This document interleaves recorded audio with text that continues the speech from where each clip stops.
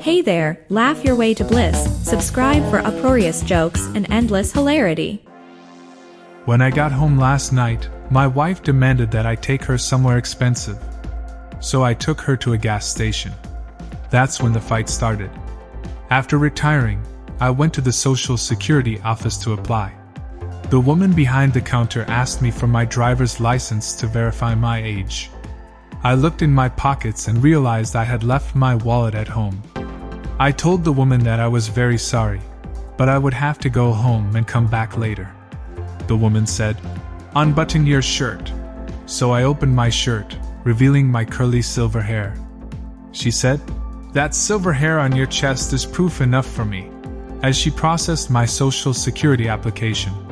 When I got home, I excitedly told my wife about my experience at the Social Security office. She said, "You should have dropped your pants. You might have gotten disability too." And that's when the fight started. My wife and I were sitting at a table at my high school reunion, and I kept staring at a drunken lady swigging her drink as she sat alone at a nearby table. My wife asked, "Do you know her?" "Yes," I sighed. "She's my old girlfriend. I understand she took to drinking right after we split up those many years ago, and I hear she hasn't been sober since." "My God," says my wife. "Who would think that a person could go on celebrating that long?" And that's when the fight started. I took my wife to a restaurant. The waiter, for some reason, took my order first. "I'll have the strip steak, medium rare, please," he said. "Aren't you worried about the mad cow?" "Nah, she can order for herself." And that's when the fight started. A woman is standing naked, looking in the bedroom mirror.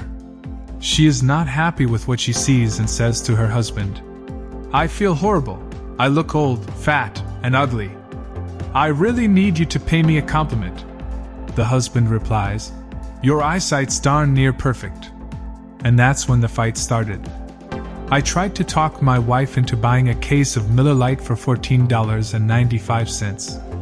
Instead, she bought a jar of cold cream for $7.95. I told her the beer would make her look better at night than the cold cream. And that's when the fight started. My wife asked me if a certain dress made her buttocks look big. I told her not as much as the dress that she had worn yesterday.